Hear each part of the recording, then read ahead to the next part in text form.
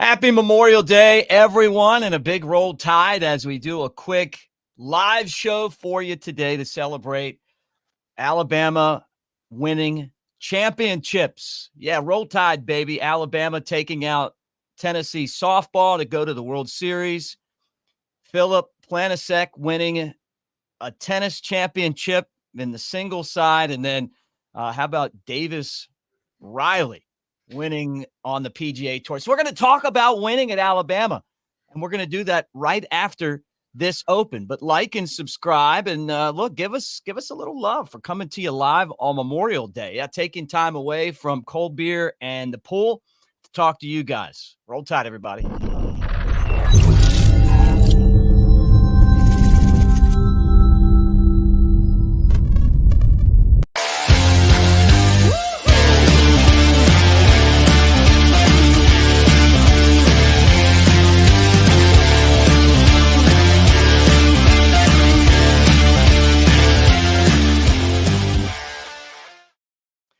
And a happy Roll Tide to you, big sexy Elmo. Good to see you on this Memorial Day. And what a great day it is to be from Alabama. Roll Tide, baby. No kidding, my friend. We've been on the air for a minute and a half, and already Todd says, "Suck it, Vols." I mean, my goodness, come on, man. The tide rolls, and hey, I'm happy for those girls, man. It's been a rough year. The fans were a little bit down, but the team was not out, Mick.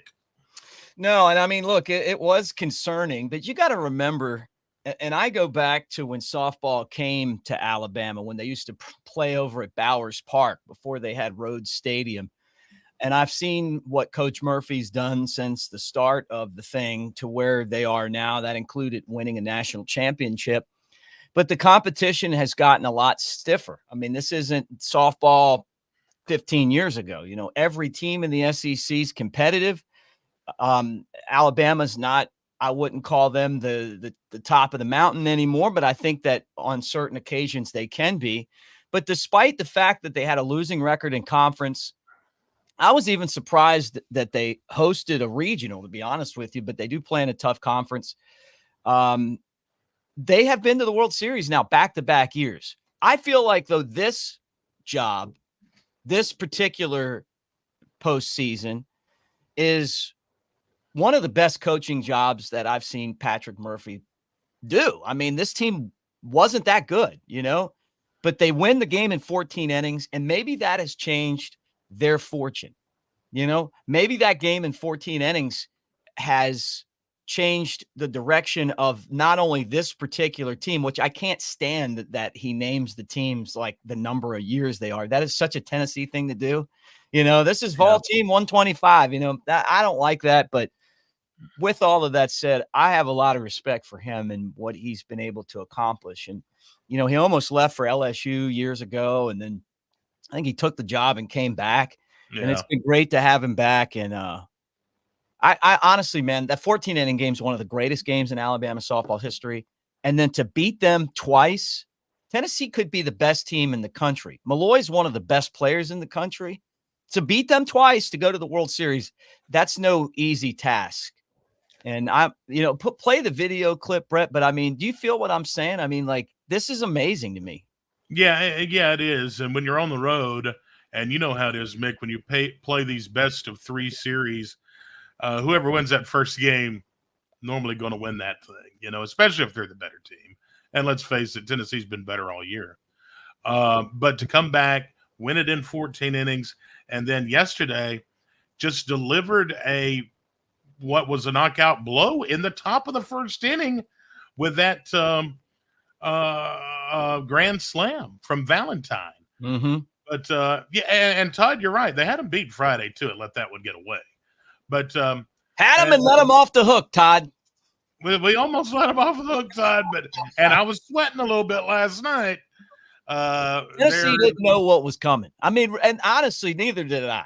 Did not see this coming. I figured Alabama would roll over like they had the entire season, and they just didn't, man. I mean, unbelievable. But let's hear from Coach Murph and see what he had to say after the game? The word for me the last couple of weeks was redemption. And, we had our first losing season in 28 years in the SEC. And, I kept saying and preaching that the best was yet to come. You got to believe it. And it started with me. I had to believe it as well. And one day at practice, we decided to put up, everybody's going to do one thing the rest of the year to help the team win. And mine was to have a short-term memory. Because if you really knew me, you would know that I don't have that. I dwell. And I committed that day. And good, bad, or ugly, I was going to forget. So if somebody had a bad at-bat, you're going to get them next time. And they bought in. And now, like Alex said, the 15th World Series in our history, the most gratifying year. I said that last year, but I'm going to repeat it this year. The most gratifying year of my career is right now. I could not be more happier for these two young ladies and the entire team, the school, the athletic department. A lot of fans of Alabama softball weren't sure about this year. And the true fans stuck with us. And two very resilient young ladies sitting next to me. And I'm so happy that Miss Beaver and Miss Valentine get to go to Oklahoma City with a Bama on their jerseys. Pretty cool. Yeah, pretty cool. And it was a great job by the team and Coach Murphy, and best of luck. I think they open up with UCLA. Yeah, look, and what I'm wondering, Brett, and I told you this earlier today in our show plan, meeting. I wonder if this is the end of the story or if this is the beginning of the story for this particular team, right? Have they reached the goal that they set out for themselves? Hey, we're going to the World Series, or is their goal to win the World Series? And I think that's the next step that Coach Murphy and Alabama really have to have is like it used to be, hey, they knew they were going to the World Series every year, right? But they were going there to win the World Series, and they came up short a lot, but they got very close and then finally won against Oklahoma. But can this team compete to win the World Series? Now, recruiting wise, they have the players. I mean, Alabama can still recruit with the best of anybody in the country. And the biggest compliment that I can give Coach Murphy is he's become the Tommy Lasorda of softball. Do you remember when Tommy Lasorda, the longtime Dodgers manager, he was always a Dodger. I knew Tommy Lasorda. You would talk to him. He loved the Dodgers, but he also loved the game of baseball and Major League Baseball. And I talked to him in his life more than once, a lot of times, when I'd see him at spring training or if he was traveling around and I talked to him. And you would just get this love for the sport itself that he would go out there and push. And I feel like that Coach Murphy's kind of that person, one of the real early elite coaches. After it was always like the West Coast teams that played softball, when it came down south and the SEC started doing it, obviously he's the first coach to win, I believe, a national championship out of the SEC. So it's really kind of crazy. The last few years have been quite a ride for this team, getting to the World Series. And I can totally understand what he's saying about being gratified. It's most gratifying. And I'm guessing last year was. But the odds were stacked against this team. And it's not, he's like, well, it's true fans and all that. When you watch a team play and they make a lot of mistakes, it's hard to watch them. I mean, it just is, right? And I don't blame it on the fans. You blame it on the team. You guys should have done your job better. And more people would have been there cheering you on. That's just the way that it works in sports. Sorry. But I'm really happy for them. I really am. Congratulations to Alabama softball. And I hope they win the whole thing. Nothing is impossible. They hold their destiny in their own hands. And a little payback for Tennessee beating them last year in the College World Series. And they smoked cigars, Brett. I was going to say, smoke them if you got them, baby, because it's Roll Tide. I mean, Roll Tide all the way. Yeah, so I don't know. I just that to me was worth getting into today, and I'm excited, man. I hope that they make a great run to the to the national championship, and we'll see if they can do it. If there's stories unwritten, I mean, they got to the World Series. Now all of a sudden it's down to, how many teams, 8 teams or whatever, to go out there and get it done. Double elimination. Just got to go out and play the game. And yeah, it's a Cinderella story for sure, the way they played this year. And it reminds me a whole lot of the Birmingham Southern baseball story, which is a totally different thing. But I hope they win too. Yeah, I mean, that's an incredible story that kind of been following. But well, yeah, update everyone, just if they're not sure about that. Just give them a quick update. Yeah, Birmingham Southern, of course, they're closing the college, and the baseball team has made it to would it be the World Series of their league, whatever it is, it's either D2 or D3. I think it's D3 now at Birmingham Southern, but they could win a national championship for a school that will not exist anymore. So that would be really cool. But anyway, that's the story of that. All right, well, let's switch gears now and talk about a tennis championship, a come-from-behind victory for Filip Planinsek. So Planinsek wins the championship, and this is, man, I'm telling you, this shows you the versatility that Alabama has as far as championships go. Yeah, Planinsek, he made program history. Got the Tide's first ever NCAA title, in addition to claiming the school's first ever singles title. And he came from behind to beat this kid out of Columbia, Michael Zing, and took the top spot there in the NCAA. And I mean, this guy, you have to give him a lot of credit. It included 5 consecutive wins over 5 consecutive top 25 ranked singles players. That's hard to do.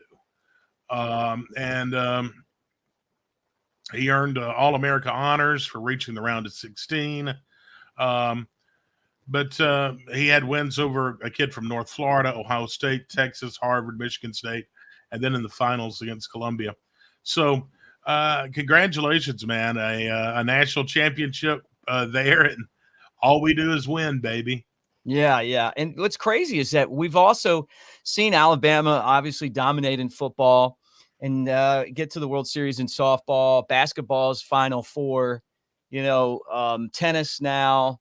How about golf? Other than women's basketball, it seems like we really care about winning at every other sport at Alabama, right? And maybe we'll there he goes one day, and we'll care about winning at that women's basketball too. But let's talk PGA, because there's Bama people all over the place there, and it's Davis Riley wins again the Charles Schwab Challenge, and you guys know he was at Alabama 2017, 2018 from Hattiesburg, Mississippi, and a guy who's winning on the tour.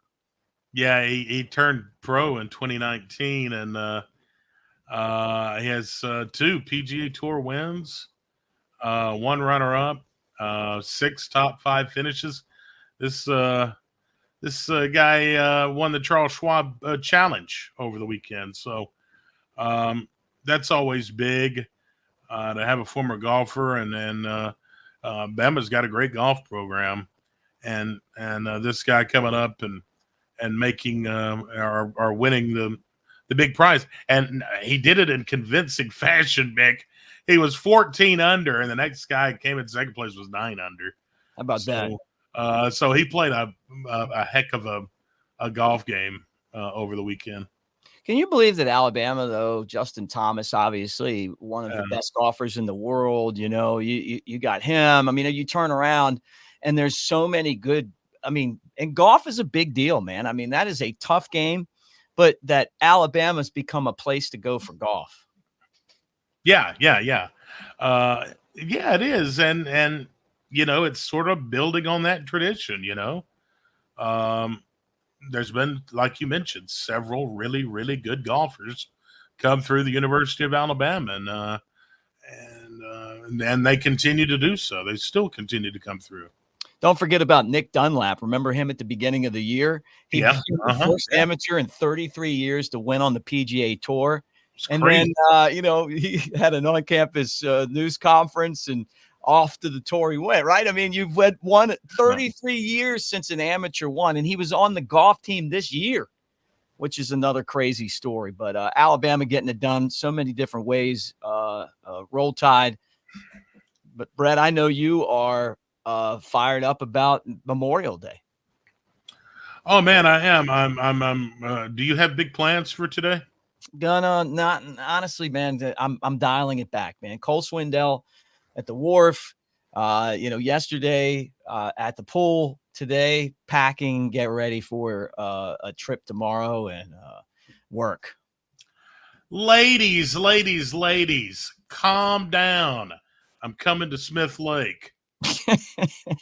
Maybe the Warrior River. I don't know yet. In that get up, probably the Warrior River. But and get down there with all my river rats here on this Memorial Day. That's what they call them down there, Mick. They call them the river rats. See, I can't go to the beach. I just I'm not making enough money. But there's a live look right there for hey, Coach Smoot.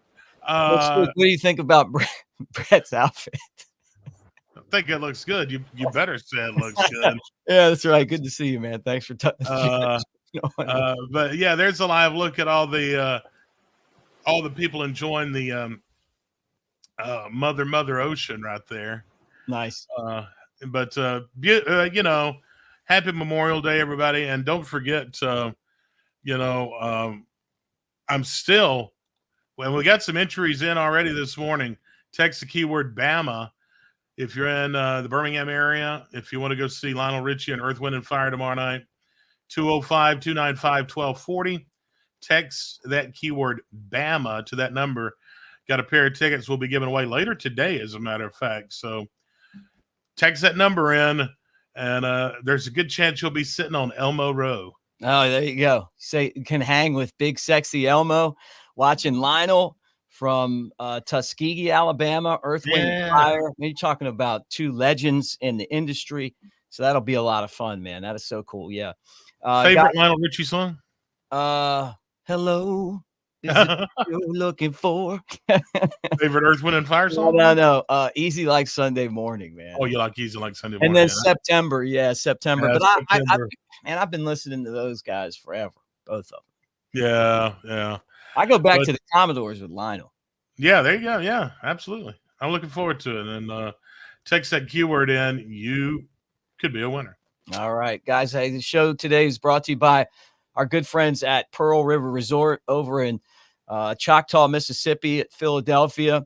The sports book at Pearl River Resort gets you go over there. You make a bet, and then you get a round of golf at Dancing Rabbit Golf Course for $50. So you spend $40, you get a round for $50. It's the Augusta that you can play. That's good from April 1st until August 31st over at Dancing Rabbit Golf Course, and of course, Pearl River Resort. Yeah, take advantage of that.